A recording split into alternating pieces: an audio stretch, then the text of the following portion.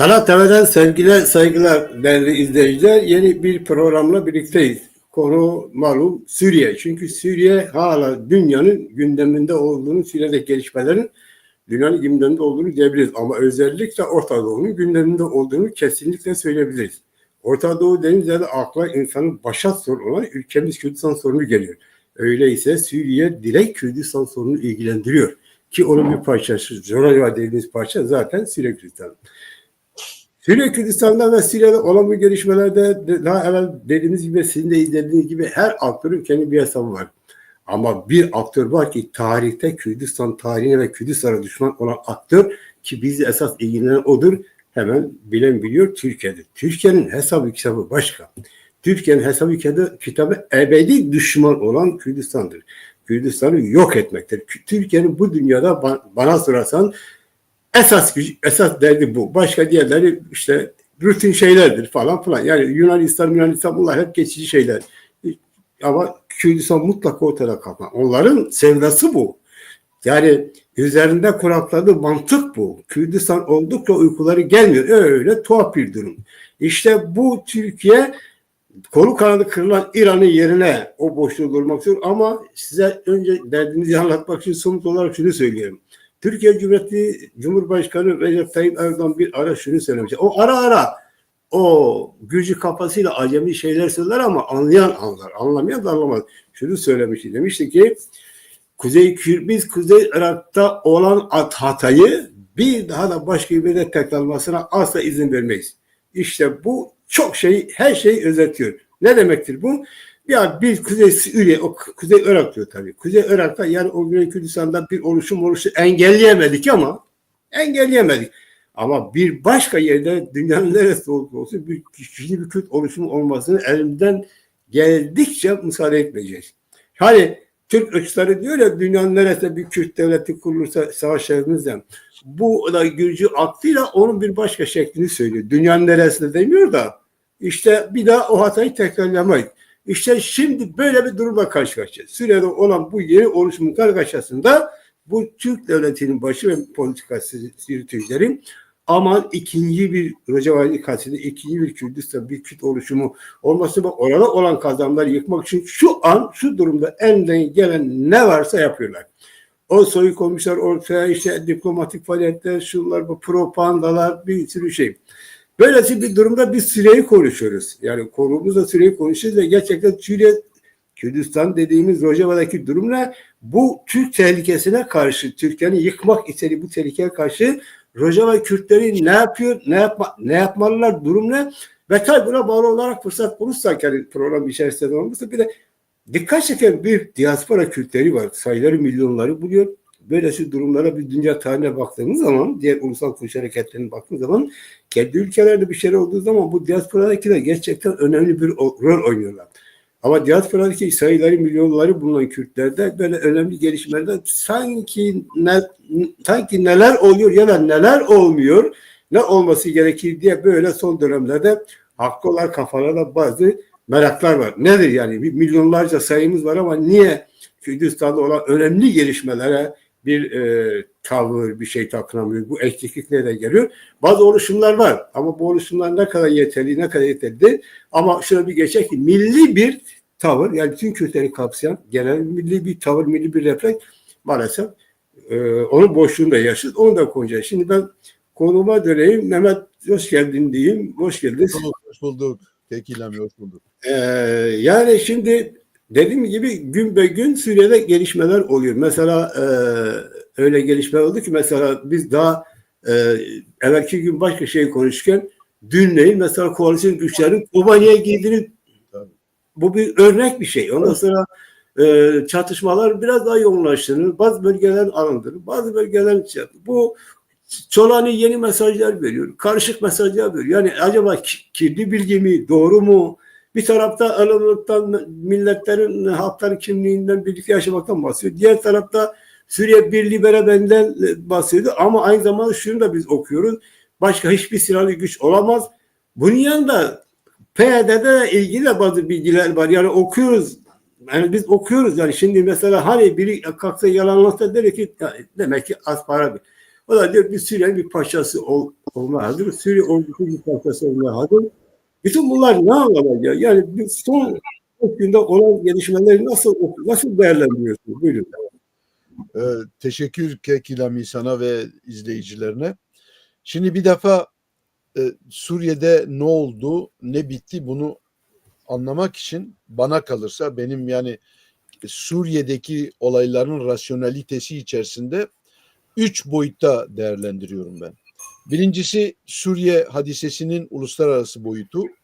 Bu Rusya ile ilintili, yani Doğu ve Batı blokuyla ilintili bir durum. Doğu ve Batı bloku çatışmasında Ruslar Suriye'de çok açık ve net bir şekilde darbe aldılar ve Rusya'yı daha da geriletti. Şimdi bu onun uluslararası boyutu. İkinci boyut bölgesel boyutudur. Bölgesel boyutu da biliyorsunuz Türkiye ve İran büyük devlet olma politikaları izliyorlardı bugüne kadar. Hala da ondan vazgeçmiş değiller. İran büyük devlet politikasını iki aks üzerinden yürütmeye çalıştı. Birincisi Şii Hilali ve Şii Hilaline bağlı olarak proksiler, yani taşeron örgütler oluşturdu ya da yardımcı oldu ve onlara yatırım yaptı. Bununla işte hem Amerika'yı hem uluslararası güçleri ve özellikle de İsrail'i caydırıcı faaliyetler içerisine soktu ve onu umuyordu. İkinci boyutuysa nükleer silah üretmeye yatırım yaptı. Şimdi İran böyle yaptı. Türkler ne yaptı? Türk devleti de 2016'dan sonra daha önce birkaç kere ifade ettiğim gibi ama maalesef Kürtler bu olayı çok tartışmıyorlar. Yani kendi düşmanlarının konumunu, sahip oldukları politikayı ve stratejiyi iyi bir şekilde, detaylı bir şekilde tartışmıyoruz.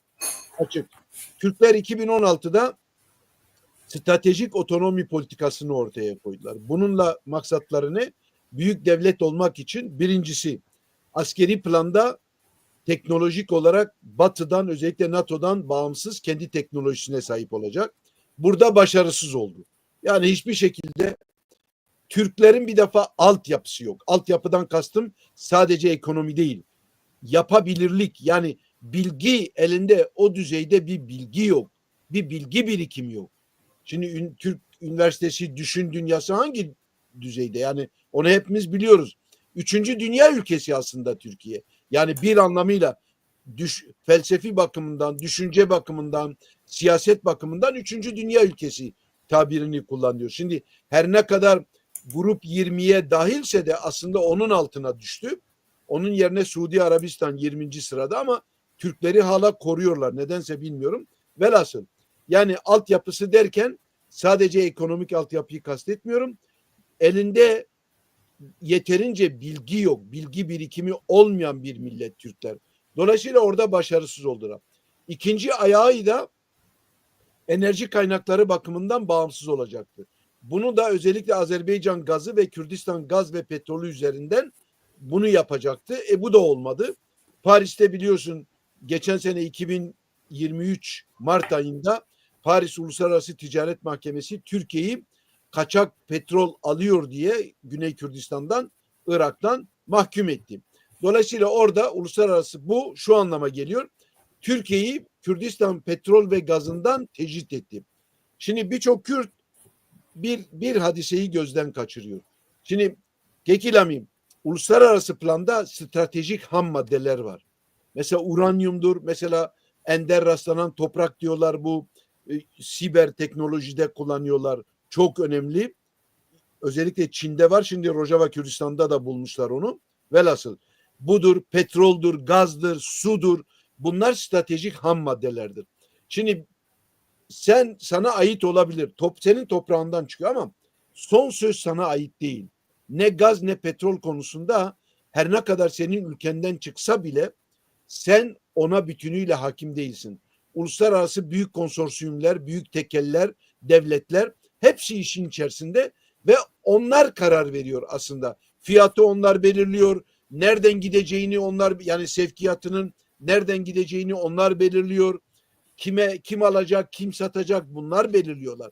Öyle kolay bir şey değil. Dolayısıyla Türkler iyice tecrit oldu. Bu bakıma stratejik otonomi politikası suya düştü. suya düştü ama adamlar hala vazgeçmiş değiller. Ne yapıyorlar? İşte Suriye meselesinde dedik ya, uluslararası boyut, bölgesel boyut. Bölgesel boyutta şimdi İran'la hem bir çatışma içerisinde hem de Kürdistan davasına ilişkin bir anlaşma içerisinde. Şimdi Suriye'de iktidarın düşmesi İran'ı Şii hilalinin bütünüyle kırdı. Lübnan'da Hamas, Lübnan'ın ikisinin, Lübnan'daki Hizbullah'ın beli kırıldı. Bunu çok söyledik ve biz biliyorduk aslında. Yani birçoklarımız biliyorduk. Hizbullah'ın belinin kırılmasıyla Şii hilali kırılacak ve sıra Suriye'ye gelecek. Şimdi Suriye'de iktidar düştü. Düştü, İran kaybetti. Rusya uluslararası düzey ilişki boyutunu konuşurken Rusya kaybetti dedik. Yerine işte Amerika ve Batı doldurdu orayı, biliyorsunuz. Daha da ileri gidecekler onlar. Öyle rahat bırakmayacaklar. Ama en önemlisi bizi çok yakinen ilgilendiren baş düşmanlarımızdan birisi olan İran'da olayı kaybetti. Suriye'yi kaybetti. Bu bölgesel boyutu. Ha bir de bunun bizden yana olan, Kürtlerden yana olan ulusal boyutu var. Milli boyutu ne? O da şimdi bir diktatör daha yıkıldı. Saddam gitti mesela. Baas iktidarı gitti Irak'ta. Suriye'de de Baas iktidarı, orada da Baas iktidarı vardı biliyorsun. İlk Baas iktidarı zaten Suriye'de, pardon, Baas Partisi Suriye'de kuruluyor. Yani Irak nasyonalizminin, milliyetçiliğinin merkezi Şam ve Suriye'ydi. Şimdi o da büyük darbe aldı. Yani Başar el-Esad işte ailesinin, Esad ailesi hanedanlığına son verildi. Bu düştü ve biz Kürtlerin dikkatimizi yönetmemiz gereken bir şey ortaya çıktı, gelişme. Bize federasyon en azından Suriye çapında, Suriye sınırları içerisinde federasyon yolunu açıyor. Bu ne demektir? Siyasi, hukuki ve siyasi statüye sahip olma yolunu açıyor. Şimdi bu üç boyutunu konuştuk. Şimdi bu olayı böyle anladıktan sonra ama olay henüz bitmiş değil. Niye bitmiş değil? Çünkü Suriye'de taşlar yerinden oynadı. Yani güçler dengesinde hem uluslararası düzeyde jeopolitik ilişkilerde bir değişime yol açtı, hem de Suriye düzeyinde taşların yerinden oynamasına, bütün dengelerin bozulmasına sebep oldu. Ne oldu? Şimdi o boşluğu herkes kendi payınca doldurmaya çalışıyor. Mesela İsrail işte Golan tepelerini ve bir yüksek, o bölgenin en yüksek dağı var. Evet, o dağ, evet. Hebron mu diyorlar, ne diyorlar? Onu mesela gitti, işgal etti. Evet. Dürzilerin olduğu Golan Tepelerinin Suriye kısmını, orayı da işgal etti. Yani bu Kunaytra diye bir şehir var. Hemen İsrail sınırına yakın. İsrail orayı 1967'de işgal etmişti. Fakat Suriye topraklarıydı o. İşgal etmişti. Dürzilerin yaşadığı topraklar. Şimdi 1974'te İsrail ile Suriye arasında uluslararası güçlerin denetiminde yapılan anlaşmaya göre İsrail Kuneytra'yı, yani o bölgeyi boşalttı. Dürzilerin o bölgesini boşalttı. Ama Golan tepelerini kendi topraklarına kattı. Yani ilhak etti açıkça. Şu anda da ilhak etmiş bulunuyor. Dürziler de hallerinden çok memnun. Çünkü İsrail Dürzileri İsrail'le birlikte çalışıyorlar. Kendi okulları var, dilleri var, hiçbir problemleri yok. Dini baskıya uğramıyorlar, askerlik yapıyorlar, poliste görev alıyorlar, subay oluyorlar, istihbaratta çalışıyorlar. Yani normal bir İsrail vatandaşı gibi çalışıyorlar ama kendi özellikleri var. Yani bu Dürzilerin hali bu. Şimdi İsrail o bölgeyi, Kuneytra'yı da işgal etti ve Dürzilerin bir kısmı, Suriye Dürzilerin bir kısmı açıklama yaptılar. Dediler ki biz İsrail'le birlikte olmak istiyoruz. Şimdi olay bitmedi ama. Pardon, bu açıklamayı kim yaptı? Bu açıklamayı? Dürziler, Dürzü köylüleri, evet, halkı Öyle mi? Evet. Tabii, kalabalık bir toplantı yaptılar. Bu sosyal medyaya, televizyonlarda da yayınlandı. Ve orada dediler ki biz İsrail'e bağlanmak istiyoruz. Ama geçen gün ne oldu? Bundan birkaç gün önce ne oldu? Şimdi biliyorsun, Şam'da iktidara gelen bu Heteşeliler açıklama yaptılar. Bütün silahlı güçler dağıtılacak. Hepsi Suriye ordusuna ve Suriye ordusuna ve polis gücüne bağlanacak dediler. Şimdi Dürziler, ilk tavrı Dürziler koydu. Dürziler dedi ki biz, dedi, silahları bırakmayacağız. Çünkü hiçbir güvenliğimiz yok. Hiçbir güvenliğimiz yok Suriye'de. Güvenmiyoruz ve silahları da bırakmayacağız. Dini Dürzilerin en yüksek dini otoritesi işte birisini dinledim. Bizzat Fransız televizyonda dinledim. Diyor ki biz silahları bırakmayacağız. Kesinlikle güvenlik içinde hissetmiyoruz kendimizi. Dolayısıyla da olacağız, otonom olacağız. Hatta daha önce de federasyonu dayatmışlardı. Yani ilk açıklamalarında biz federasyon istiyoruz diyorlardı. Çünkü korkuyorlar. Şimdi buradan şuraya gelmek istiyorum. Milli, ulusal düzeyde biz Kürtlerin konumuna gelmek istiyoruz. Araplar nerede, biz neredeyiz? Ve bununla bağlantılı olarak Türklerin planını, yıkma planını konuşacağız. Bu çok önemli. Şimdi aynı zamanda onları Türk devletini de teşhir edeceğiz. Şimdi Suriye Kürtleri, yani Suriye Kürdü demek yanlış. Rojava Kürdistan evet. yaşayan Suriye nüfusunun %15'i Kürttür. %15'i Kürttür. Bu aşağı yukarı 3 milyon Kürt'e tekabül ediyor ve bizim nüfusumuz, yani Rojava Kürdistan'da yaşayan nüfus, bu Nusayri dediğimiz Arap Alevilerinden daha çoktur. Onlar 2 milyon düzeyinde, biz 3 milyon düzeyindeyiz. Şimdi bu bir. İkincisi, öbür azınlıklar, Hristiyanlar var. Şimdi Hristiyanlar hem Ermenidir hem de özellikle Asuridirler. Onların da bir şeyleri var. Bir başka kalabalık güç var. Yani izleyicilerin bilmesi için statistiki olarak belirlenmiş, Fransız basınında bizzat yayınlanan statistiki bilgidir bu. Toplam Türkler çok abartıyorlar ya. Toplam tam 115 bin Türkmen var orada. Kendisine Türk'üm diyen 115 bin düşün.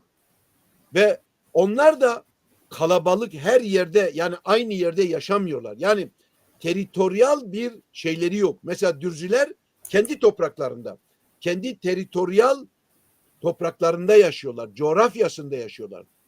Biz Kürtler kendi toprağımızda yaşıyoruz. Yani Kürdistan'ın işte güneybatı diye tanımladığımız Kürdistan topraklarında yaşıyoruz. Yani kendi coğrafyamız üzerinde yaşıyoruz. Fakat bu Türkmenler çok dağınıklar. Yani Dereyadan tutun, Ürdün sınırından tutun bilmem İdlib'e kadar çok dağınık yaşıyorlar. Birkaçı burada, birkaçı şurada. Yani bir teritoryal şeyleri yok. Reklam edecek bir şeyleri yok. Ama Türkler, Türk devleti o kadar yalancı ki, o kadar yalan söylüyorlar ki, sanıyorlar, yani sanıyorlar, PKK'nın de burada ciddi bir hatası var. Türkmenleri, yani ben haklarını almasınlar demiyorum, sakın yanlış anlaşılmasın. Türklerin bize yaptıklarını biz de onlara Suriye'de yapalım demiyorum. Varsa haklarını alsınlar, yani okul hakları varsa, ne varsa, ama onları böyle fazla abartmanın bir anlamı yok. 115 bindir sayıları ve çok dağınıklar. PKK de tutuyor işte halkların kardeşliği, halkların birliği bilmem ne, Türkmenleri de katıyorlar içine. Ya ocağın batsın, yani Kürdistan'da ne kadar Türkmen var? Kamışlı'da ne kadar Türkmen var? Haseki'de ne kadar var? Kobane'de ne kadar var? Afrin'de ne kadar Türkmen var? Yani niye bu kadar abartıyorsunuz? Zorla sırf Türklere yağ yapmak için, Türk devletine böyle yaranmak için sanıyorlar ki bununla Türk devletinin saldırıları engellenecek. Hayır, bu yanlış bir politikadır. Ve oradan vazgeçmemiz lazım. Türklerin bu kadar yani abarttıkları yalanların peşine takılmayalım demek istiyorum. Kekilamim. Şimdi asıl meselemize gelelim. Şimdi Suriye'de iktidar devrildikten sonra herkes etkide bulunmaya çalıştı. İşte İsrail bir takım toprakları işgal etti. Büyük ihtimalle de bırakmayacak o toprakları. Çünkü Dürziler bizim doğal müttefikimizdir diyorlar. Yani nasıl Kürtler bizim doğal müttefikimizdir diyorlarsa da Dürziler için de aynı şeyi söylüyorlar. Ve Dürziler hallerinden aslında Orta Doğu'da, Suriye'de, Lübnan'da ve İsrail'de yaşayan Dürziler için en selametli yol İsrail'le beraber olmaktır. En selametli yol budur. Başka türlü Arapların bu cihatçıların bilmem horlamalarından değil mi? Çünkü aşağılıyorlar Dürzileri. Türkler en çok. Türkler onları çok Dürzü diye değil mi yapıyor, küfür ediyorlar. Dürzü oğlu Dürzü diye, Ermeni oğlu Ermeni dedikleri gibi ya da Kürt oğlu Kürt dedikleri gibi onları da horluyorlar, aşağılıyorlar. Dolayısıyla onlar için en selametli şey İsrail'le beraber olmaktır. Ve ben karşı değilim. oradaki Dürzülere ait olan toprakların orada referandum yapılıp demokratik bir şekilde İsrail'e katılmalarına karşı değilim. Velhasıl şimdi bizim durumumuza gelelim Kekilami. Evet. Bizim durumumuz şudur. Konkret olarak bizim durumumuz şudur. Bizim bir toprak parçamız var. Coğrafyamız var. Teritoryal olarak hükmedeceğimiz, devletimizi kuracağımız bir toprağımız var. Coğrafyamız var. Ve bir nüfusumuz var. Bir kısmı göç etmiş doğru ama hala yani kendi ülkemiz Afrin dahil olmak üzere kaldı ki Arap kemeriyle Bağızçılar yani bu Başar el-Esad'ın babası Hafız el-Esad ben o zaman çocuktum. Çok 60'lı yıllarda çok konuşuluyordu bu.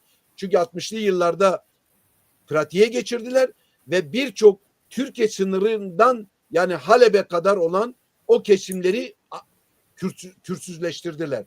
Yani Kürtlerin, Kürt köylüsünün, çiftçisinin elinden aldılar ve Arapları yerleştirdiler. Ona Arap kemeri dediler. Şimdi bunu yani oralarda bizim teritoryal bir devamlılığımız var. Yani nereden? Doğu Kürdistan'dan, İran Kürdistan diye tabir edilen Doğu Kürdistan'dan, Güney Kürdistan, Şengal üzerinden işte Kamışlı, Afrin ta oralara kadar tamamıyla bizim kendi topraklarımız. Araplar sonradan getirip yerleştirmiş ama kendi coğrafyamız. Şimdi bu bir. İkincisi bir de bizimkiler biz Kürtlerin, Kuzeyli Kürtler tartışmakta biraz şey yapıyoruz. Zorluk çekiyoruz ve anlaşılmıyor. Olayın kendisi anlaşılmıyor. Çünkü bana kalırsa yeterince siyasi yaklaşmadığımız için bu böyle. Neden? Şunu demek istiyorum. Şimdi Rakka'da Kürtlerin nüfusu az. Derezor'da da Kürtlerin nüfusu az. Ama Kürtler Amerika'nın teşvikiyle gittiler Derezor'u aldılar. Rakka'yı da aldılar. Orada doğrudur. Biz çok kan döktük. Bu doğru. İnsanlık için mücadele ettik ama aslında o bizim işimize yarıyor. Çünkü bizim teritoryal yani kendi topraklarımızı genişletmeye, tarihsel topraklarımıza konmaya ihtiyacımız var. O bütün bölgeler hatta bu Hums'tır, Hama'dır, bunlar Halep'tir. Bunlar Kürt beylikleri, mirlikler, mirayeti dediğimiz dönemde Kekilami 9. 10, 11, 12, 13. yüzyılda Selahattin Eyyubi döneminde de imparatorluğu döneminde de buraları hep Kürt mirlikleri yönetmişler. Kürt nüfusu yönetmiş buraları. Sonradan Araplaştırıldı ayrı bir mesele ama eğer tarihten bahsedersek bu bizim tarihsel coğrafyamız. Ama maalesef nüfus demografik olarak Araplar, devletler demografimizle oynadıkları için nüfusumuz azalmış. Şimdi demografiyle oynamak ne demek biliyor musun? Kendi üzerinde yaşadığın topraklardan senin sökülüp atılman demektir. Bir. İkincisi tarihle olan bağını koparması demektir. Üç. Senin kültürünle olan, kültür kökenleriyle olan bütün bağının koparılması demektir. Kolay bir şey değil. Bir millete yapacağın en büyük şey onun demografisini bozmak. Böylece onu coğrafyasından ve kültür, tarih köklerinden söküp atmaktır. Yapılan şey budur. Türkler niye bunu bize yapıyorlar? Sürekli bunu yapıyorlar bize. Çünkü bizi asimile edip yok etmek istiyorlar. Merkezi politikaları bu. Şimdi o zaman şuna geliyorum ben.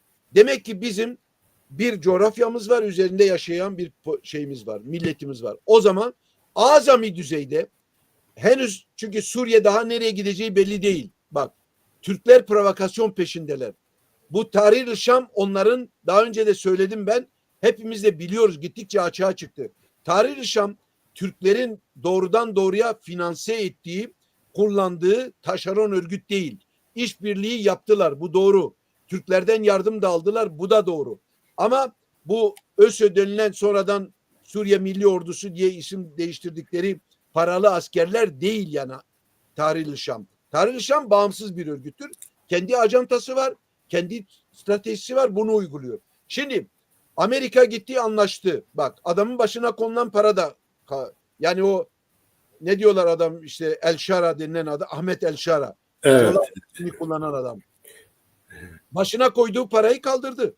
Amerika heyeti gitti. Fransız devleti gitti. Bilmem Birleşmiş Milletler gitti. İngilizler gitti. Almanlar herkes gitti. Adamla anlaştılar. Ve yakında İsrail'le de ilişkilerini Amerika'nın dürtüsüyle İsrail'le de bir takım ilişkiler geliştirebilir. Bunun için Türk aydınları ve gazetecileri Mossad ajanı demeye başladılar adama. CIA ajanı demeye başladılar. Bu Ahmet El Şara'ya, Jolani'ye. Sebep çünkü Türklerin şeyi değil, nokeri değil. Yani onların caşı taşeronu değil. Onun için biz Kürtlere burada bir imkan çıkıyor. Ama şimdi birazdan Türk planından bahsedeceğiz ya. Türk planı da madem açılmışken bahsedeyim onu da sonra lafı sana bırakayım. Şimdi Türk devleti Tahrir-i Şam'la gittiler. İşte bu önce İbrahim Kalın gitti. MİT Başkanı Müsteşarı. Sonra eski MİT Müsteşarı olup da şimdi Dışişleri Bakanı olan Hakan Fidan denen adam gitti. Ve şunu havale ettiler ona. Biz kendi sınırımızda demin senin başta söylediğin gibi bir Kürt oluşumu istemiyoruz. Dolayısıyla YPG'nin de PYD'nin de bütün bunların silahsızlandırılmasını istiyoruz ve sizin yapmanızı istiyoruz dediler. Onlara bunu da dayatıyorlar. Tahrir-i Şam'la Kürtlerin çatışmasını istiyorlar. Ve bunun için de onları tehdit etti bak. Ne yaptı? Şimdi İstanbul'da katliam yapmış olan DAEŞ'çıları katliam yapmış. 45-46 tane insan ölmüş Türkiye'de. Adamları tutukladılar, cezaevine attılar. 6 tane DAEŞ militanını tuttular, serbest bıraktılar. Hem Amerika'ya gözdağı vermek için çünkü Amerika Senatosu'nda Türklere karşı Türk devletine yaptırım için bir proje sunuldu ve sanıyorum kabul de edildi bu ya da edilecek. Yani böyle bir durum var. Biden'ın açıklaması da vardı zaten. Yani şimdi Türklere karşı, Türk devletine karşı onları engellemek için çünkü Kürtlere karşı ciddi bir baskı uygulamak istiyor. Yok etmek istiyor. Bunu bütün dünya görüyor Amerika başta olmak üzere. Dolayısıyla önünü kesmek istiyorlar. Yaptırımlarla, siyasi tehditlerle ama Türkler de boş durmuyorlar. Yani Türk tera kohenin veki Kurdiyem dibejin. Türk tera kohenin dibe em Kurda küçük nebinin. Yani kendi düşmanımızı küçümsemeyelim. Kendi düşmanını küçümsemek kadar büyük bir hata yoktur politikada. Türkleri küçümsemeyelim. En azından şunu yapabilirler. Şimdi DAEŞ militanlarını niye serbest bıraktı? Hem Amerika'ya karşı hem de Tahrir-i Şam'a uyardı. Uyarı için yaptı. Yani eğer siz bizim dediklerimizi yapmazsanız DAEŞ'i başınıza zaten orada mesela Hakan Fidan DAEŞ'ten bahsetti. Şimdi niye DAEŞ'ten bahsediyor? DAEŞ terörist bir örgüt ama orada DAEŞ'e atıfta bulunmasının sebebi biz şunu demek istediği diplomatik dille. DAEŞ'i başınıza salarız demek istedi. Şimdi böyle bir şey yapıyor ve Suriye'yi şu anda bir iç çatışma bekliyor. Hiçbir şey garanti değil, hiçbir şey stabil değil, stabilite yok, istikrar yok, ne olacağı belli değil, Mart'a kadar nasıl olacak belli değil ama Amerika ve bütün dünya bu iç savaşın olmasını istemiyor. Ama Türkler istiyor. Evet. İstiyor aslında. Ben de tam tehlike var. ben de tam onu diyeceğim. Dediği gibi hiçbir şey şu durumda pek net değil, pek belli değil. Ama bizim açımızda belli olan bir şey var ki Türk devleti ne yapıp edip oradaki Kürtlerin kazanımını yok etmek. Artık bunun için ne planlar yapıyor, ne yapıyor. Bunu yaparken neyi düşünüyor? Karşıdaki güçleri düşünüyor. O diplomasi hesapları düşünüyor. Güçler kim? O Suriye'de Amerika koalisyon denilen güçler. Artık Rusya'yı düşünmüyor, İran'ı düşünmüyor. Onlar gitti. O gitmesiyle Türkiye bir ata çember daraldı. Çünkü onlar Türkiye'nin paralelinde politika yapıyorlardı. Yani İran'la Suriye Türkiye'nin paralelinde politika yapıyorlardı. Başar Esed'le birlikte falan. Şimdi onlar gitti. Onlar gitti fakat şöyle bir kanı da var. Ya Türkiye bu şartlarda neredeyse işte kendi ağırlığını Suriye'ye koydu. Yani mesela bu yeni kurulan hükümete gitmeler, gelmeler, işte o görünümde fotoğraf çekmeler, ilişki kurmalar falan bazılarında şu kanı uyandırıyor. Türkiye bu yeni hükümet gerçekten tam böyle dominant mı olacak bu yeni hükümete falan. Ama diğer tarafta şu da bir gerçektir ki koalisyon hükümeti bu yeni kurulan hükümet koalisyon güçleri ve İsrail'in aleyhine anti bir çizgiye giderse kimse müsaade etmez. Bu da bir gerçek. Kimse müsaade etmez. Yani sen o kadar yapıyorsun, ödüyorsun. Koalisyon ses etmiyor. İsrail ses etmiyor. Bir anlam ses etmiyor. Niye? Bakıyor. Yani sen paralel bir çizgi izliyorsun. Paralel bir çizgi izlemezsen ikinci bir DAEŞ, bazıları diyorlar ki ikinci bir DAEŞ olma ihtimali var. Ya ikinci bir DAEŞ olsa yıkılır. O kadar. Yıkarlar. Müsaade etmezler. İsrail müsaade eder. O da bunu biliyor. Bu yeni hükümet de bunu biliyor. Fakat bu yeni hükümetin Türklerle ilişkisi biraz belirsiz. Mehmet. Yani şu an biraz belirsiz. Hani biz demiyoruz tabii ki düşman olsun. Zaten kimse beklemez. Fakat acaba gerçekten Türklerin böyle dominantı altına mı girme eğilim mi var? Yoksa bu neyin nesi? Eğer öyle bir durum olursa Türkiye gerçekten Suriye sahasında kazanmış demektir. Kazanıyor demek. Yani yeni hükümetin etkisi olursa kadın. Ama olamıyorsa pek fazla bir şey yapacağı bir şey yok. Yeni hükümet bugün biliyorsunuz, siz de belki okudunuz, İran'a bir uyarı yaptı. İran devletine bir uyarı yaptı. Bu önemli bir gelişme. Şöyle önemli bir gelişme. Yani sen çektin gittin ama senin tercihlerini biliyoruz, artık eski gibi sana göz yummayız. O mesajı verdi. Onun için uyardı, dedi İran bizim toprak bütünlüğümüze, işlerimize karışamaz anlamında bir şey söyledi. Bir gün bu yeni hükümet Türkiye'de eğer bu böyle bir mesaj verirse çok anlamlı olur, çok iyi olur. Ha, yeri mi değil, zamanı mı değil? Ve tasarlandığı gibi çok böyle yakınlar mı? Yakın bir zamanda anlaşılması gereken şu. Bak, bu yeni hükümet şunu dedi ki bütün silahlı, yani hükümet dışında bütün silahlı güçlerin silahlarını kaldıracağız. Şimdi bunun içinde bahsettiği DS, Demokratik Suriye güçleri var mı? Ya da ÖSE'de bu Türkiye çetesi var mı? Ben bugün izlediğim kadarıyla buna bir cevap bulamadım. Yani medyada buna bir cevap bulamadım. O diğerleri var. İsmini bilmediğim bir sürü şey. Bunlar var. Belki ÖSE de var. Yani tabii, yani çünkü ÖSE'yi kabul ederek yani bir şey yapamaz. Yani ÖSE'yi bir şey yapamaz. O da onu biliyor. Ama dese Demokratik Suriye güçlerini bunu kastediyor mu, etmiyor mu? Fakat diğer tarafta ilginç bir mesaj da okuyorum bu DSG, Demokratik Suriye Birliği DHP'de. Diyor ki, diyor, biz Suriye'nin parçası olmaya hazırız. Suriye ordusunun bir parçası olmaya hazırız. Şimdi bilmiyorum derken bazı insanlar bunu farklı anlıyor. Bu ne anlama geliyor? Yani mesela daha açık söylersek ordusunu mu lağvedecek? Yani Suriye ya diyor hazırız, ya Suriye ordusunun bir parçası olmaya hazırız derken, eğer onlar dese tamam bir parçasıysa buyurun dese, onlar ordusunu mu lağvedecekler?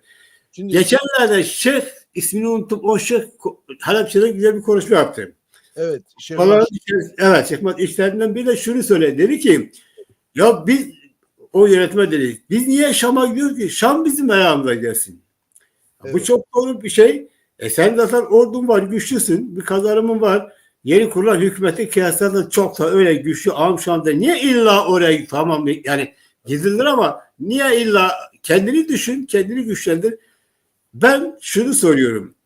Bu Rojava'daki oluşum, bu kazanım, bu verilen mesajlar doğrultusunda gerçekten hareket mi edecek? Hani biz hazırız, Suriye ordusunun bir parçası. Yani ne olacak? Bunların niyeti ne? Sen nasıl okuyorsun bunu? Evet. Şimdi doğru, hep beraber yani tartışalım, doğruyu bulmaya çalışalım. Evet. Nasıl okuyalım? Bütün bu gelişmeleri nasıl okuyalım? Şimdi bir defa her şey karma karışık. Suriye eski Suriye değil ve biliyoruz ki başından beri hiçbir şey eskisi gibi olmayacak. Ne Suriye'de ne Orta Doğu'da. Hiçbir şey eskisi olmayacak. O doğru. Hiçbir şey, dünya çapında da dünyanın jeopolitik büyük ilişkileri meselesinde de hiçbir şey artık eskisi gibi değil ve olmayacak. Şimdi yeni bir dünya, yeni bir düzene evriliyor. Orta Doğu yeni bir düzene, yeni düzenlemelere evriliyor. Biz de bundan yani etkileniyoruz ve biz de bunun bir parçasıyız şüphesiz. Şimdi önce Türklerin durumunu konuşalım. Suriye'de her şey belirsiz. Önce bunu bilelim. Bir yerine oturmuş bir iktidar yok. Bir. İkincisi, nereye gideceği belli değil daha. Şimdi İslamiyetçilik meselesi var. Yani İslami terör olayında, şimdi bu adamlar İslami terörist örgütler eskiden. Ne kadar koptular, nasıl oluyor? Şimdi bunu bilmiyoruz ama gelişmeler bu adamların cihatçılığı bıraktığı yönündedir. Çünkü yoksa Amerika'sı, İngilizleri, Almanları, Fransızları, özellikle Fransa ve Amerika yani bu kadar rahat davranmazlar. Suriye Fransa'nın eski sömürgesi. Amerika sadece İsrail'in güvenliği meselesi de olsa Suriye'yi Türklere bırakmazlar. Ne Fransızlar ne Avrupalılar ne Amerikalılar bırakmazlar. Şimdi çünkü Türkler kendi iradelerini onlara dayatabilecek bir güce sahip değiller. Bu çok önemli bir faktör. Bunu görmemiz gerekiyor. Ama pratikte nasıl oluyor bu? Bu bir alttan alta bir mücadele, bir savaşla, çatışmayla oluyor. Şimdi Türkler Kürtlere karşı yürüttükleri bizi vurmakla Amerika'ya, Fransa'ya, Avrupa'ya karşı, hatta İsrail'e karşı savaşıyor. Fakat onlar da ne yapıyorlar? Türkleri geriletiyorlar. Dolayısıyla Türklerin Suriye'de tutunabilmelerinin imkanı yok. Şimdi Türkler hayal ediyorlar. İki şey konusunda hayal. Büyük hayalleri var. O hayalleri kırılıyor. Yani bu açık. Birincisi, Amerika'nın yıllardır söylüyorlar, Amerika Orta Doğu'yu terk edecek, şunu yapacak, bunu yapacak. Şimdi yeni dünyanın jeopolitik ilişkileri içerisinde Amerika'nın Orta Doğu'yu bırakması demek, Doğu blokuna karşı, Çin'e ve Rusya'ya karşı yenilgi alması demektir. Şimdi Amerika bunu istemiyor ki. Trump'u niye seçtiler? Trump'un gelişi basit bir geliş değil. Bu aslında planlanmış ve yol verilmiş bir seçimdir. Yani ben bunu görüyorum. Çünkü bu dünyadaki jeopolitik ilişkilerin krizinin neticesinde olan bir şey. Niye her yerde faşistler iktidara geliyor? Ya da en sağcı olanlar, ırkçı olan kesimler iktidara geliyor. Bütün bunların bir zemini var. Dünyadaki bu kaos ve ilişkiler içerisinde bunlar kendilerine çünkü zemin buluyorlar ve iktidara gelebiliyorlar. Şimdi Trump'un gelmesi de budur. Trump'un sloganı nedir? Amerika'yı tek başına büyük süper güç haline getireceğiz diyor. Bunun için de güç kullanacağız diyorlar. Biz savaşlara karşıyız ama ekspansiyonist, yani yayılmacılık yapmayacağız. Şunu yapmayacağız, bunu yapmayacağız diyor ama amaç o değil. Biliyorsun bunlar kapitalist, emperyalist ülkeler. Amerika özellikle. Şimdi dolayısıyla Orta Doğu'dan vazgeçemez. Türklerin bir defa büyük hayali bu. Bu Suriye'de bu iktidarın devrilmesiyle adamlar Jolani'nin başına koydukları parayı, o 10 milyonu ortadan kaldırmakla, bizzat gidip onunla görüşmekle, bütün bunları yapmakla Türklerin bu planı suya düştü. Geçenlerde biliyorsun 2000 asker fazladan getirip ne diyorlar, Rojava Kürdistan'ına yerleştirdiler. Hatta o da olmadı, Kobane'ye gidip askeri güçlerini yerleştirdiler. Yani Amerika'nın Orta Doğu'dan ve Suriye'den çekilme şeyi yok. Türkler bu konuda büyük bir hayal kırıklığı içindeler. İkinci büyük hayal kırıklığı nedir? Çekilmeye niyet yok diyorsun. Çekilmiyorlar diyorsun. Yok, hayır, istese de çekilemez. Yani eğer doğru okuyacaksak, yani rasyonel okuyacaksak bu gelişmeleri uluslararası ilişkilerle birlikte ele alırsak bunun mümkünatının olmadığını göreceğiz. Çünkü büyük güçler kendi aralarında büyük çatışma içindeler. Bir alan kaybetmezler. Yani Orta Doğu alanı Avrupa için, özellikle Amerika için çok hayati bir önemde. Dolayısıyla bu alanı Çin'e ve Rusya'ya kaptırmaz. Bu mümkün değil. Hiçbir şekilde mümkün değil. Eğer devlet ilişkilerini biliyorsak, jeopolitik ilişkilerin nasıl işlediğini birazcık biliyorsak bunun böyle olduğunu söyleyebiliriz.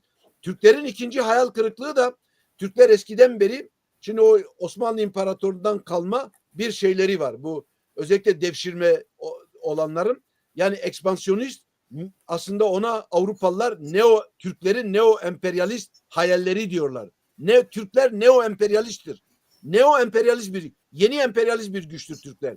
Ama maalesef Türkler tek başına değil dünyada. Ve demin söylediğim gibi altyapıları yok.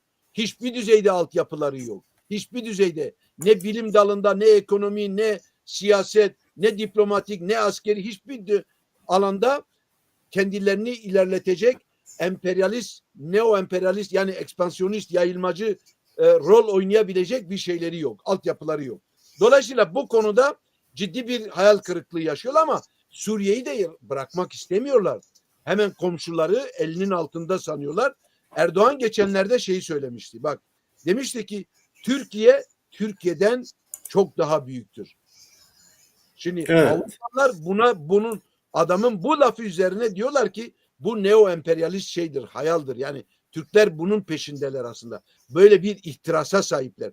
Şimdi bunun da mümkünatı yok. Dolayısıyla Suriye'de bu Tahrir-i Şam'a kendi iradesini her ne kadar istikrarsızlık varsa, yerine oturmuş bir devlet sistemine henüz kavuşmamış olsa bile, çünkü daha nereye gideceği belli değil. Türkler iradesini dayatamazlar. Niye? Çünkü bir yanda İsrail'in güvenlik meselesi var. Öbür tarafta büyük güçler şu anda Suriye'deler. Hepsi Suriye'deler. İzin vermezler Türklere. Türklerin onlarla ne diyorlar?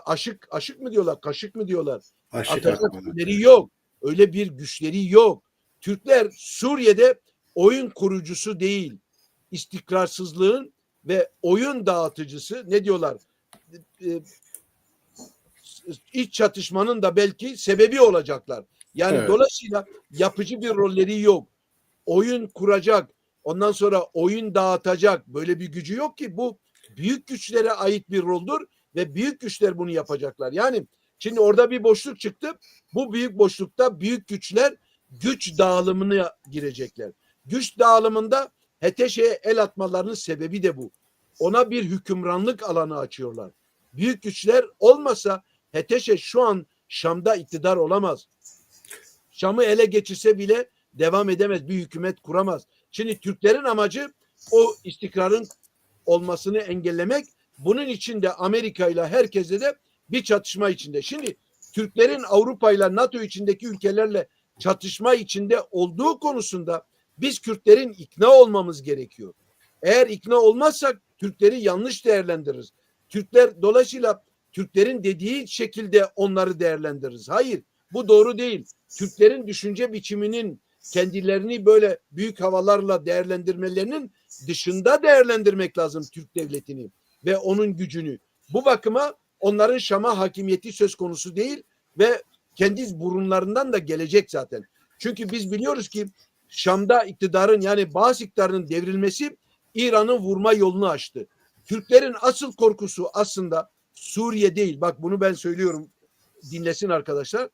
Türk devletinin, Türklere akıl üreten kesimlerin hepsinin, Türk milletinin asıl korkusu Suriye değil. Doğru, onlar için çok önemli çünkü sınır başlarında. Çünkü Rojava Kürdistan'ı var, statü elde edecek. Asıl korkusu İran'dır.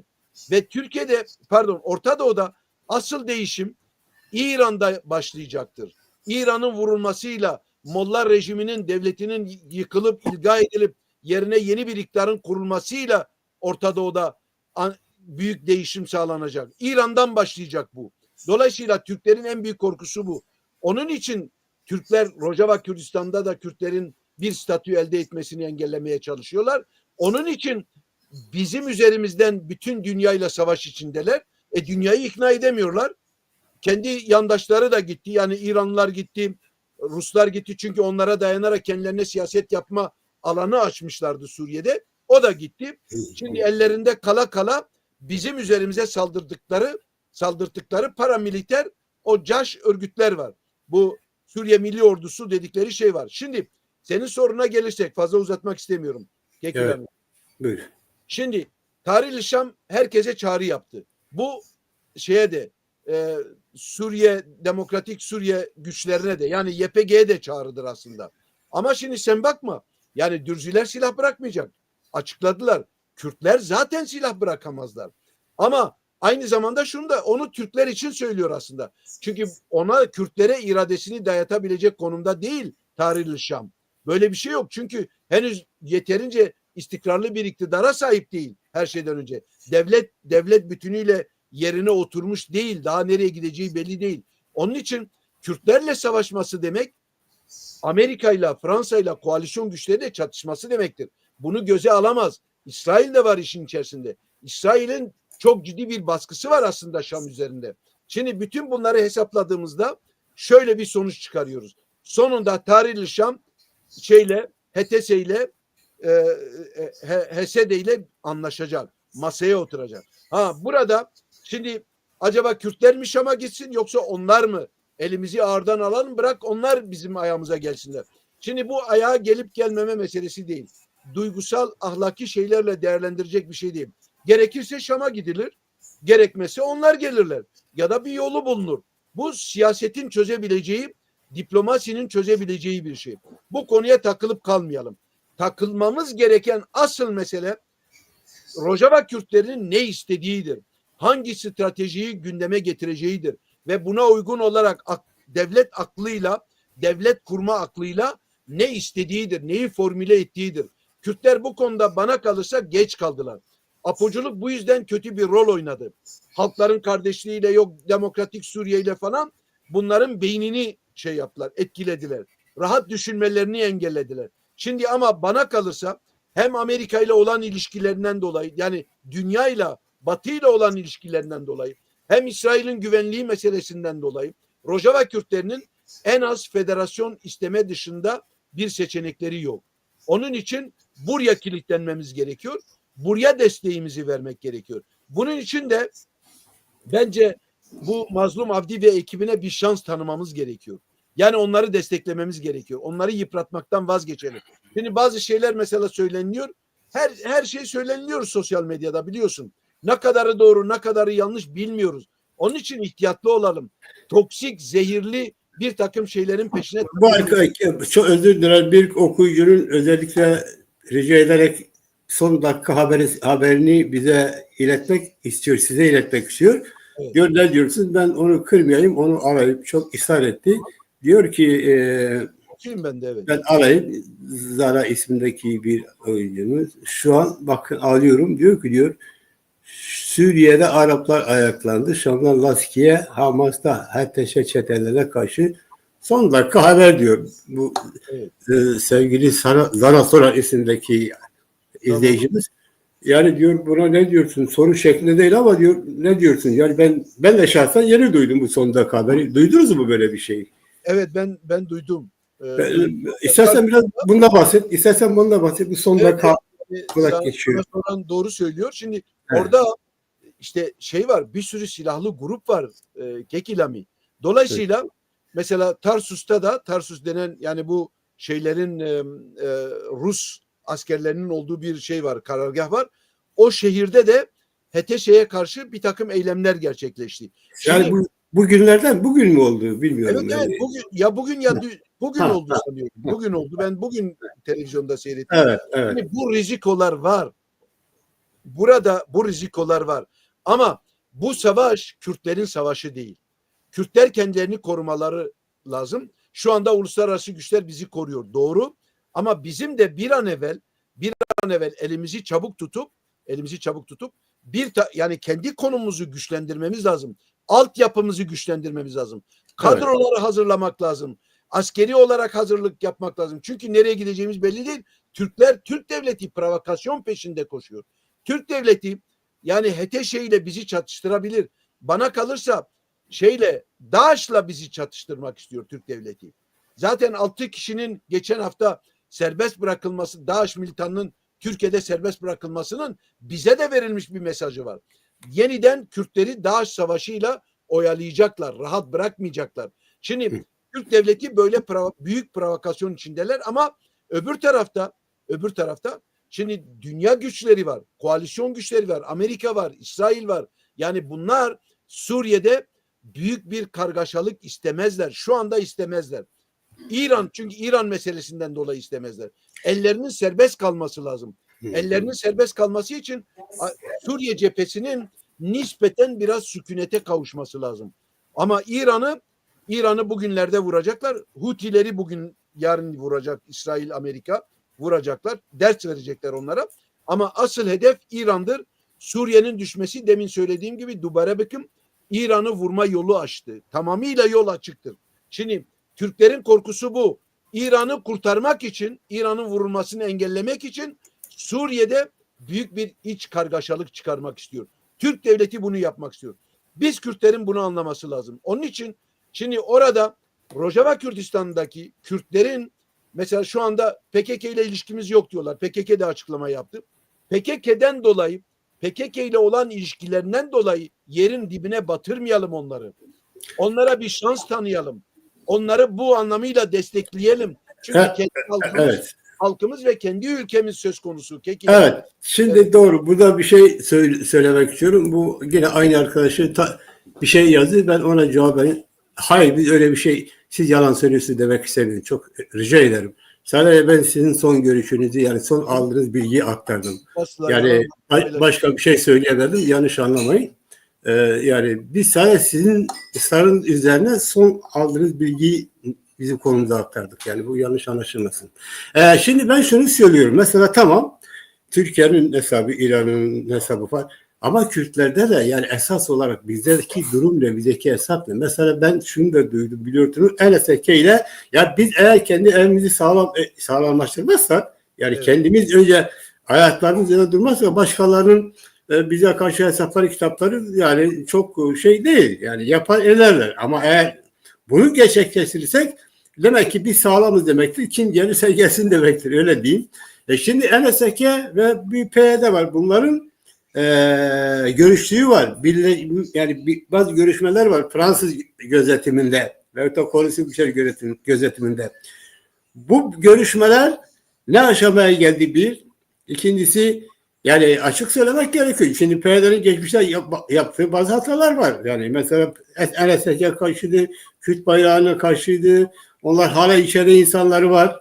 Tabii. Böyle bir durum. Şimdi sen böyle bir durumda birlik istiyorsun ama Kürtlerin birini istiyorsun ama senin bu Kürtlere karşı yaptığın cezai müeyyidelerle yani hala içeride diyorlar ki bu muhalif Kürtlerin NSK taraftarının insanları var bu şey. Şimdi bunlar handikap. Bu handikap giderilmeden ikincisi net bir ulusal çizgi oluşturulmadan birliğin gerçekleşmesi ben pek mümkün görmüyorum. Çünkü birlikte bir amaç var. Eğer senin amacın Suriye'nin birliği olmaksa, birlikteliği olmaksa, Suriye'nin paşasıysa bu birlik değil. Yani bu Kürdistan'ın bir amaç değil. Ama senin amacın gerçekten olabilecek tehlikeye karşı kazanımlarını korumaksa, ulusal kazanımlarını korumaksa elbette ne olursa olsun bunu birlikte bunun için birleşmek gerekiyor. Bu görüşmeler sence ne aşamaya vardı Mehmet? Yani bir sonuç elde edilecek mi? Buyur. Şimdi Kekilami, bir millet kendi iç birliğini, milli birliğini kurmaksızın bağımsız olamaz. Bağımsızlığını elde edemez. Devlet kuramaz. Onun için bizim durumumuzda olan ilhak ve işgal edilmiş sömürge bir ülkede, bütün haklarından mahrum olan bir ülkede bir milletin işbirliği sağlanmaksızın kesinlikle bunlar mümkün değil. Onun için ben şu anda Rojava Kürdistan'da olumlu bir hava görüyorum. Yani her ne kadar bir takım daha somut adımlar atılmak üzere bir takım alışverişler var. Devrede olan kesimler var. Biliyorsun uluslararası güçler bile, Fransızlar mesela, Amerikalılar özellikle Kürtlerin sadece Güney Kürdistan'da değil, Rojava Kürdistan'da da bir an evvel birliklerini istiyorlar. Yani olumlu bir hava var. İktidar gitti Suriye'de. Yeni bir durum var. Yeni bir ortam oluşmuş. Bu ortam bizden yana bir zemin oluşturmuş. Milli birliğimizi kurmak ve bir tek müşterek, bir tek stratejide, siyasi stratejide birleşme zeminini oluşturmuş. Şimdi ben NSK'nin Türkiye ile ilişkilerinin olduğunu biliyoruz. Ama özellikle NSK bir bütün değil, biliyorsun. Birçok partiden oluşmuş. Tradisyonel Rojava Kürdistan'da eskiden beri var olan tradisyonel eski partiler var, gruplar var, yeni gruplar var. Bunların birlikleri var. Bazıları NSK ile birlikte olan bazı kesimler, özellikle Türk devletiyle olan ilişkileri sürdürenler, Ankara ve İstanbul'da olanlar kötü bir rol oynuyor. Ama NSK bu değil ki. NSK Hevler'dedir. NSK Kamışlı'dadır, Haseki'dedir. Bu YPG'liler, PYD'liler çok büyük baskı uyguladılar. Büyük yanlışlıklar yaptılar.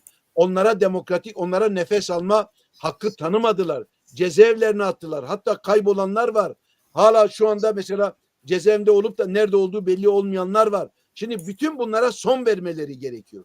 Bütün bunlara son vermeleri gerekiyor ki o zeminde, oluşmuş olan o zeminde arabulucuların da sıcağı sıcağına henüz alanda oldukları bir ortamda o birliklerini sağlamaları gerekiyor. Şimdi YPG'ye hakim olan kesimler, yani biraz apoculuktan birazcık uzaklaşmış olanlar bu birliği istiyorlar.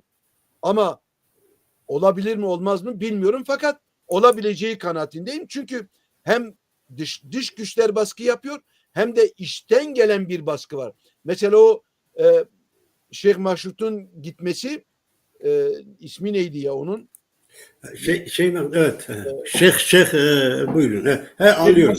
Ama onun Evet. babasının ismi de Şeyh Maşuk'tu. Murşit mi diyorlar? Mürşit, evet. Evet. Şeyh Murşit Maşuk'un gitmesi çok önemli, pozitif bir rol oynadı. Müthiş bir rol oynadı. Belki de Amerikalılar, Fransızlar ona yol verdiler. Yani öyle bir rol verdiler, geldi böyle bir rol oynasın. Ama adam gerçekten tam anlamıyla bir vatansever. Konuşmalarına baktığın zaman, milli birliği ön plana çıkardığı zaman, milli sembolleri ön plana çıkardığı zaman, yani onun bu pozitif yanını görüyoruz ve bana kalırsa önemli bir pozitif rol oynuyor bu adam. Bazıları şimdi onu yıpratmaya çalışıyorlar. Yok, Evet. eski YPG ile Apocularla şöyle çalışmış, böyle ilişkileri olmuş falan. Hemen yıpratmaya çalışıyorlar. Ya ilişkileri olmuş da olabilir ama adam bugün bu önemli rolü oynuyor. Şimdi sen adamı niye yıpratmaya çalışıyorsun? Bana kalırsa onun kurmak istediği ilişkiler temelinde ve önerdiği temelde YPG ile Enes Ekerler birleşecekler. Birleşmeleri de gerekiyor. Başka yolları da yok zaten. Şimdi eğer devlet olmak istiyorlarsa, federasyon elde etmek istiyorlarsa bunu o işbirliklerini, milli birliklerini kurmak zorundadırlar. Ben Evet. çok olumlu bir hava görüyorum. Çok Evet. olumlu bir hava görüyorum. O işte Mürşit Şeyh Maşuk'un da oynadığı rol çok önemlidir diye düşünüyorum. Çünkü YPG liderlerinin kendileri de çok önemsiyorlar. Yani oldukça değer verdiler, önemsiyorlar. Herhalde bir şeyler çıkacak diye düşünüyorum. Yani tabii aslında bir şeyler çıkması gerekiyor. Aslında yani tartışma bazı izleyicilerin, daha doğrusu çok kesimlerin açık söylemeseler de şüphelenenleri nokta şu. Mesela herkesi işbirlikçilikle suçluyor ya. Yani şimdi eğer biz bu işin içine girirsek kim ne kadar işbirlikçidir DYP'nin veyahut da o demokratik sol güçlerin hiç konuşma hakkı olmaz. Arkadaşlar dikkat edin. Bak eğer girersek bu işin içine girersek, işbirliği içine girersek hiç o DYP ama diyoruz ki bunun zamanı değil. Zamanı değil de derken göz ardı edelim demiyoruz. Olan olmuş yaşıyorsa bundan sonra şuculuk buculuk yapmayalım. Kürdistancılık yapalım. Şucu bucunun işi değil. Yani şimdi mesela bugün bir Apo'yu dinleyen bir kişinin Rocalar dahil Kürdistan'ı kurtarma diye bir derdi var mı? Kimse bunu söyleyebilir mi? Yani bize bunları tekrarlatmayın ama faydası yok. Ama ikide bir bunu ima etmeyin. Apo'cuna kalırsa Kürdistan hepsi tarih çöplüğüne gidecek. Zaten onunla uğraşıyor. Biz bunu söylerken ya bizim bir özel derdimiz yok yani. Kürdistan'da başka bir derdimiz yok. Eğer Apo'culuk PYD'de eğmen olursa Rojava biter. Bu kadar açık. Niye? Biliyorsun yani ne anlatacağım size ben Apo'yu yani neler yaptığını biliyorsunuz. Bir şey istemediğini biliyorsun. Hevlere değil de bu o bayan neydi Talipoğullar ne oldu da yine Süleyman'a gitti. Kendi başına o sınırların değişmesini istemeyen Suriye'nin birliğini isteyen, sınırların değişmesini istemeyen, Amerikan emperyalizmi, Irak'a emperyal demokrasi diye mahvetti diyen bugünkü DYP'nin başı o bayan ne oldu da Süleyman'a gitti diyebilir misiniz ki Halep kendi başına bağımsız politikaya gitti? Yok. Çocuk muyuz? Devlet gönderdi. Yani biz çocuk muyuz ya? Biz ya ömrümüz siyasetten geçti ya. Devlet göndermiş. Niye? Getirene kadar kandır vereceksin benim lehime politika yaptır. Kaldır Kürtleri. Bunlara girmeyelim. Apo mapo işi değil bu. Hasan Hüseyin işi değil. Yazık bu millete ya. Bu milletin kurtuluşu için bir şey yapalım. Rojava tehlikede de diyorum. Apucunu bırakırsa Rojava iyi olur. Kendisi için iyi olur. Kürt milleti için iyi olur. Bırakmazsa kaybeder. Bu kadar açık. Biz duygusal davranmayalım. Mantıklı davranalım. Bak dünya alem kendi milletin çıkarı için savaşıyor. Bir de kendi milletinin çıkarı için savaşalım. Biz meselelere böyle bakarsak bu kadar iyi olur. Yani bizim milletimiz için iyi olur. Ben o anlamda diyorum ki bu tür tartışmalara girmenin bir anlamı yok. Ama girersek altında kalırsınız. Girersek altında kalırsınız. Apo'cunu savunanlar altında kalır. İkide bir bize Apo'cunu isim vermeden ima ettirmeyin. Biz burada bir tehlike var. O tehlikeden bahsediyor. Rojava Kürtler üzerine bir oyun oynanıyor. Ondan bahsediyoruz. Yani ne yapabiliriz de Rojava Kürtlerine bu tehlikeyi bertaraf etmeye çalışalım. Bizim konumuz da bu konuda yani bunu ele alıyor. Lütfen bu tür şeye girmenin bir anlamı yok. Kaybederiz yani. Kaybederiz. Şimdi Mehmet, ben söyleyeyim en son olarak, kusura bakma, biraz Yok, konunun dışına çıkmıyoruz da aslında. İşte bu o konuyu konuşacağız. O konuyu konuşacağız. Şu anda senin yani şimdi bir de en son olarak biz bu umarız evet. Rojava Kürdistan'da o bizim istediğimiz milli bir politika, milli bir birlik, yani kendi çıkarları için milli bir birlik oluşur. Bizim isteğimiz bu. Ama bu arada biz biraz da diasporadan bahsetsek acaba diyorum. Şimdi milyonlarca insan diasporada var. Doğal olarak şunu söyler. Diyorlar ki diasporada mesela neden Kürdistan'da bu gelişmeler olur? Diasporada hiçbir ses yok. Aslında ses var ama yeterli değil. Fakat olmamasının da sebebi var. Bunu da ben kendi aşımda biliyorum. Yani tahmin ediyorum. Bugün bir de Mehmet'e soralım. Evet, yani bu diasporadaki Kürtler gerçekten tarihi rollerini yani istenilen düzeyde oynuyorlar mı? Oynamıyorsa eksiklik ne? Yani bu konuda ne yapabiliriz? Yani çünkü bu bir gerçek ki diasporadaki Kürtler oldu ve olacak. Evet. Şimdi Buyurun. diasporaya girmeden önce senin Buyurun. gelmek istiyorum. Şimdi bak, eğer yani duygularla siyaset yapılmaz. Rasyonelite üzerinde siyaset yapılır. Aynen. Nedir rasyonel durum? Kürtlerin uluslararası ilişkileridir. Amerika ile olan özellikle ilişkileridir. Batı Avrupa ile olan ilişkileridir. Bu bizi güçlendiriyor. Yani apoculuk bitmiştir aslında. Bütün bu olaylar apoculuğun o mantığının, siyasetinin, önermelerinin, yeni paradigma diye ortaya atılan şeylerin, teorilerin hepsini yerle bir etmiştir. Ama pardon Mehmet, bitmiş ama devlet yaşatmak istiyor. Bilerek kendisi bir olay. Gayet tabii, yani bitmiş derken hala rolünü oynuyor. Yaşatmak oynamaya devam ediyor. Ama esas olarak bitmiştir. Bundan sonra yani bitiş süreci, öyle tanımlayalım. Bitiş süreci içine girmiştir. Dolayısıyla Rojava Kürdistan'da o mantık her şeye rağmen Amerika'ya, Avrupa'ya, İsrail'in güvenlik meselesine, Orta Doğu'da beklenen değişimler, bütün bunlara rağmen o mantık Suriye'de, Rojava Kürdistan'da hakim olamaz. O mantık artık o gidişatın önünü tıkayamaz, engel olamaz. Engel olmaktan gittikçe çıktı. Ben böyle görüyorum. Yani Kandil'dekilerin biz ayrıyız, YPG ayrı demelerinin sebebi bu aslında. Biraz da bundan kaynaklanıyor. Çünkü gelişmeler onları, PKK'yı çoktan aştı bu gelişmeler. Evet. Bunu görelim. Bu bir. İkincisi, bu Hatimoğulları, demin eş başkanı niye Süleymaniye'ye gitmedi? Hevler'e gitti. Hevler'de gitti, Yeneke'yi gördü. Yeneke'nin politbürosunu orada Hevler'de gördü ve konuştu. Bafıl Taliban ile Hevler'de bir araya geldi. Olay gitti. Yani Bafıl Taliban'a gitti. Hiç kimse gitmedi. Onu diyorum ben. Yok ama çünkü devlet ona git KDP ile görüş demedi ki. Git Mesut Barzani ile görüş demedi ki. Evet, bunu Yeneke ile direkt Yeneke'ye gönderdi. Çünkü Türk devleti zaten kanalları var. KDP ile istediği zaman gidip görüşebilir. Ama Yeneke ile ilişkileri olmadığı için mesele Rojava Kürdistan'ı. Acaba şimdi ne mesaj gitti? Bu bugünlerde ortaya çıkacak. Ama bunun kesinlikle Hatimoğulları denen bu DEM eş başkanının MİT tarafından, Türk devleti tarafından Yeneke'ye, Bafıl Talabani'ye Rojava Kürdistan'ı için bir mesaj gönderdiği konusunda emin olmamız gerekiyor. Hadise budur. Şimdi ne mesaj götürdü bilmiyorum. Ama büyük ihtimalle bu bahsettiğimiz Türk devlet planının bir parçasıdır bu. Zaten şimdi Abdullah Öcalan'ı da konuşturmak istiyorlar. Hala PKK'den vazgeçmiş değil Türk devleti. Rahat bırakmak istemiyor. Hala bahane halinde kullanmak istiyor. Bütün bunlar hepsi Rojava Kürdistan'ın başarısını engellemek için kullanılan enstrümanlardır, aletlerdir. Bu Hatimoğlu'nun gitmesinin sebebi de budur. Yoksa ne işi var Hevler'de gidip Yeneke ile konuşacak, şey yapacak. Yani niye başkasını göndermediler? Demi gönderdiler. Çünkü bunu yapmakla Kürtleri de o konuda şey yapmak istiyorlar.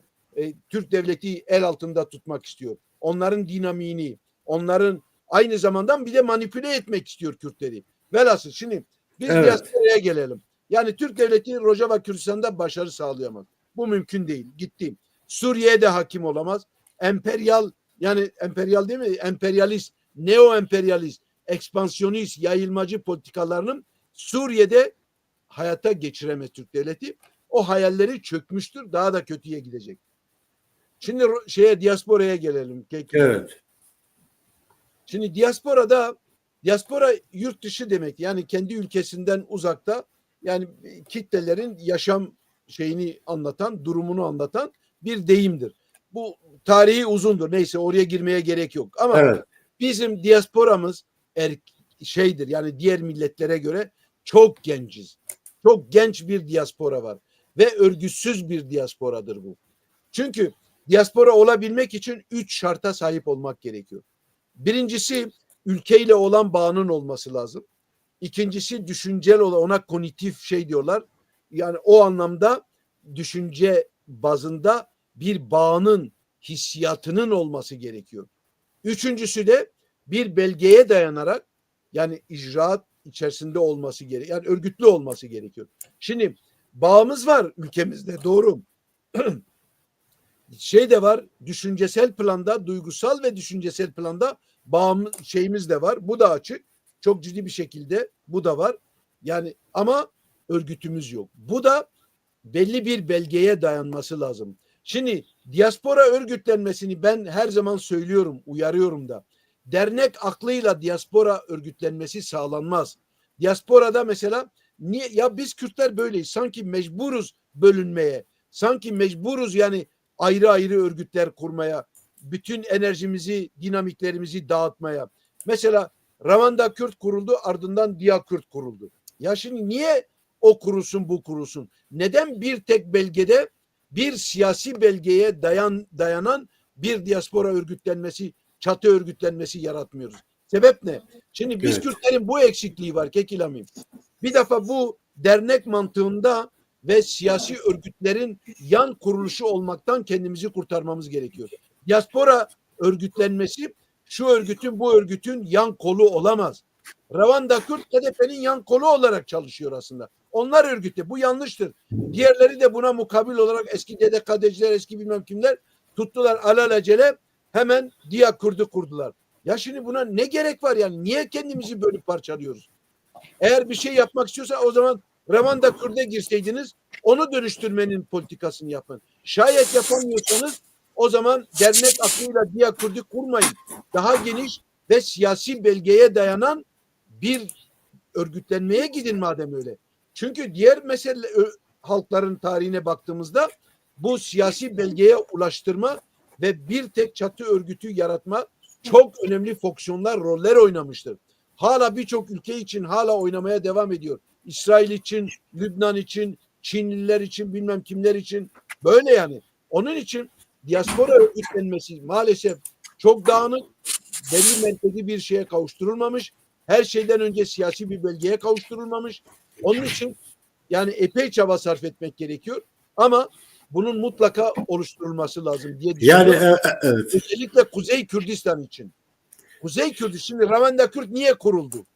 Yani hangi amaca hizmet? Orada federal bir devlet var.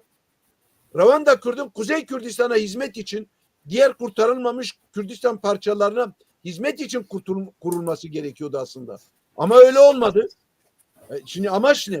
O zaman demek ki burada yanlış bir adım atıldı. Yanlış bir politika izlendi. Şöyle diyelim, mesela Ravanda Kürt'ün programına açık baksın, yani o da diasporadaki Kürdistanlıların sorunlarla esas alıyor. Sorunlarla ilgilenme esas alıyor. Yani diasporadaki Kürtler. Şimdi bir tarafta güzel bir şey ama eksik olan şu, yani genelde söylüyorum, olması gerekiyor. Şimdi bak, diaspora ismi üzerinde başka ülkelerdeki Kürtler, yani çeşitli sebeplerden başka ülkelere gitmiş Kürtler. Kendi ülkelerinde olmayan Kürtler ama ülkelerle bağları sürekli olan Kürtler. Bu bir anlamda elbette hem dezavantaj ama avantajı da var.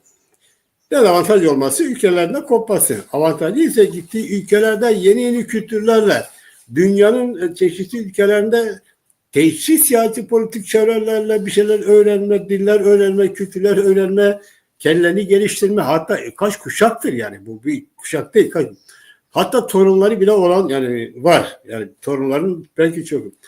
Şimdi yani buna geçici olarak bakmak zaten doğru değil. Şimdi şunu ben görüyorum, yani dünyanın tarihine baktığımız zaman bazı ulusal kuruluş hareketlerinde bu o diasporakilerinin gerçekten büyük bir faydası olmuş.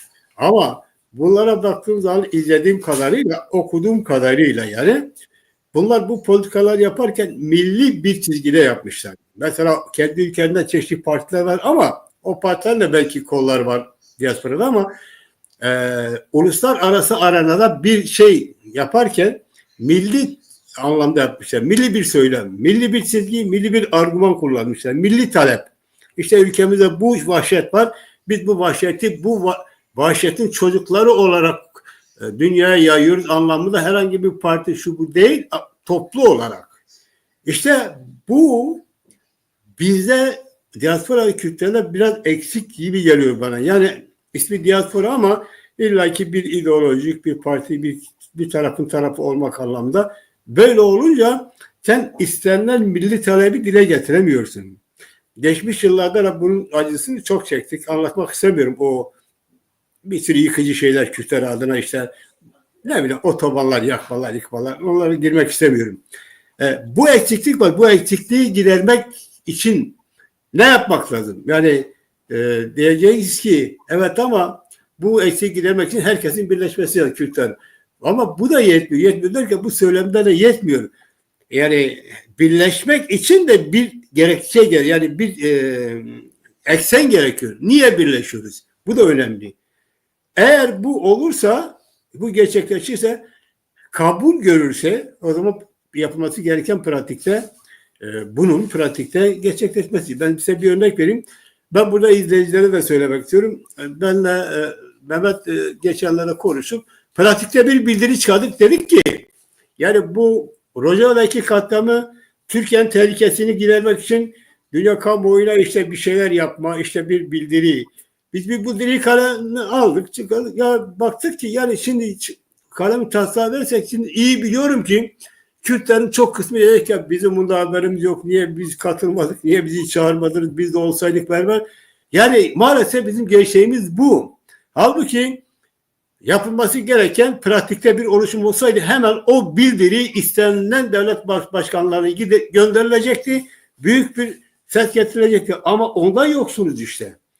Mehmet'le birlikte sağ olsun iyi çaba sarf etti. Mehmet'le birlikte bizi bu çabamızı ölçük pişik ya dedik böyle olmuyor. Çünkü millet diyecek siz kendi başınıza yapmışsınız. İşte nerede bize hiç söylemediniz. Zaten maalesef bunun şu eksikliğini görüyoruz. Demek ki bize bir şey pratikte yapmanın oluşumu yok. Eğer o oluşum olsaydı, o adına ne desen de olsaydı hemen insanlar ona başvururdu. Onlar bir bildiri çıkarlardı. Hemen o bildiri anda yayılırdı. O zaman da kimse demez ya bunlar kim? Bunlar hiç bizi çağırmadı. Bunlar hiç bildiri yazarken hiç bize danışmadı. O olmazdı. Biz bunun eksikliğini gördük Mehmet'le birlikte. Bu eksiklik gerçekten çok önemli bir eksiklik. Mesela şöyle eksiklik. Ya yarın bir gün kötü bir durum oldu bizim ülkemize. Öyle bir pratik olmalı ki o kötü durumu dünya hemen yaymak için hemen bir pratik mekanizma oluşturulmalı, hayata geçirmeli. Bunun içinde o mekanizma yok. İşte biz diasporada bahsetmemiz gereken bu mekanizma oluşmalıdır. Bu mekanizma oluşmazsa bizim sadece söylemlerimiz, çabalarımızda pratikte bir şey olmuyor. Mehmet'le paylaştık. Buyurun Mehmet öyle değil mi? Yani biraz daha gerçek de bu. Bu olması gerekiyor. Başka yok yani. Başka. Bence daha çok konuşmamız gerekiyor. Çünkü o bir defa zihniyetimizin değişmesi lazım. Yani zihniyetimiz değişecek, bakış açımız değişecek. Daha böyle olgun bir tarzda siyasi bir belgeye kavuşmak için özellikle o temelde bir çatı örgütü yaratmak için daha çok tartışmamız gerekiyor. Kekilami zaman da epey uzadı. Evet. Bu mevzuyu bir başka zamana yine konuşalım. Sadece bir değindik yani. Evet, Sadece evet. bir değindik. İyi Yani dikkat çektik ama bunu başka bir programda başta ele almak tabii. gerekiyor diye düşünüyorum. Evet zaman da bir ay gitti. Bu son söylemek istediğin varsa? Yok, ben onu söyleme. Yani hassasiyetimizi koruyalım. Milli reflekslerimizi koruyalım ve ortaya koyalım. Ve bugün Rojava Kürdistan'ını desteklemek gerekiyor. Onların federasyon kurmaları konusunda elimizden ne gerekiyorsa yapmaya çalışalım. Kişi bazında, örgüt, grup bazında, ne bileyim parti düzeyinde bunları yapmaya devam etmek gerekiyor. Ama başka zaman yine bu mevzuya dönelim. Yine konuşalım bu diaspora meselesini. Başka Belki. yapabiliriz tartışmamızı. Tamam. Çok Fakat zaman teşekkür. uzadığı için bence burada bırakmakta yarar var. Tamam. Teşekkür ediyorum dinleyiciler için. Sana da. Ben de teşekkür ederim bu görüşlerin için. Başka zaman Bu tabii arada Kanal TV'yi desteklemeyi unutmayın. Üye olun. Mesela bak bir kişi like yapmış. Değil mi? O kadar insan izledi. Yüzlerce insan izledi. Fakat bakıyorum bir tek like var. Bir tek beğeni var. Yani Evet. Kanal TV'ye destek olmayı unutmayın lütfen. Oldu. Çok teşekkür ediyorum dinlediğiniz için. Ben teşekkür ediyorum.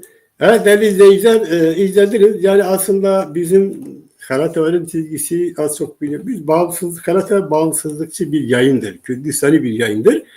Yani herhangi bir partinin ideolojinin değil. Eğer ideolojikse Kürdistani ideolojiktir. Yani Kürdistan'ın çizgisi. Onun dışında biz bu tartışmaları yani gereken bilgiyle halkımıza, milletimize gereken milli çizgi, milli birliği, milli talebin, milli davanın olması bu bilinci vermek açısından böyle düşünüyoruz. Yani böyle düşündüğümüz zaman zaten kazanacağız. Bunu pratikte uğrarsa kazanacağız. Şimdiye kadar bizim kaybetmemizin sebebi ideolojik düşünmemizdir. Yani Kürdistancılıktan ziyade particilik, şuculuk, buculuk olmamızdır. Bu hala devam ediyor. Eskisi gibi olmasa da. Bu bize kaybettirdi. Bu bize kazandırmadı. Şimdi duygusal davranırsak herkes niye şucu bucu oluyor? Ya biz Kürdistancı olmalıyız. Yetiyor bize. Yani biz eğer kurban olmak istiyorsak Kürdistan'a kurban olalım. Ona buna değil.